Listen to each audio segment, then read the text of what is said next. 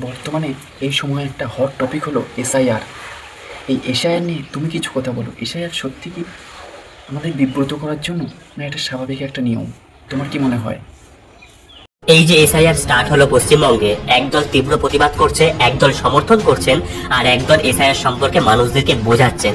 আপনি কোন দলের মধ্যে রয়েছেন সেটা একান্তই আপনার ব্যক্তিগত ব্যাপার। তবে এসআইআর হচ্ছেই, এটা কিন্তু প্রথমবার হচ্ছে না। এই যে এসআইআর কে আকাশ কুসুম মনে করা হচ্ছে, বিষয়টা কিন্তু তেমন নয়। 2003 সালে কিন্তু লাস্ট এসআইআর হয়, কিন্তু বিষয়টা সেটা নয়। এবার কনটেক্সটে আসি। একটু ভালোভাবে পুরো ভারতবর্ষের উপর লক্ষ্য করলে বুঝবেন, প্রতি সপ্তাহে বা প্রতি মাসে সরকারের তরফ থেকে এমন কিছু ইভেন্ট লেগেই রয়েছে, যার কারণে বিপুল সংখ্যক মানুষ প্রতিনিয়ত রাস্তায় নামছে, বিক্ষোভ জানাচ্ছে, প্রতিবাদ জানাচ্ছে বা তাদের দাবি তুলে ধরছে সরকারের কাছে। 40 বছরের ঊর্ধ্বে মানুষেরা রাস্তায় নামছে ভালো চিকিৎসা পাওয়ার আশায়, সমগ্র ইউথ জেনারেশন চাকরি পাওয়ার জন্য, কিংবা দুর্নীতি সরিয়ে সঠিকভাবে যেন সরকারি চাকরিগুলোর পরীক্ষা অন্তত নেওয়া হয়, তার জন্য প্রতিনিয়ত রাস্তায় নামছে। প্রতিদিন বিভিন্ন স্টেটে বিভিন্ন জায়গায় রেপ হয়ে যাওয়ার জন্য মেয়েরা রাস্তায় নামছে। শাসক দলের অত্যাচারে ছেলে মেয়েরা নির্বিচারে সুসাইড করছে এবং তাদের বাবা মায়েরা প্রতিবাদ জানানোর জন্য রাস্তায় নামছে। কিছু বছর পেছনে আমাদের কাছে এসব কিছু খুব সাধারণ।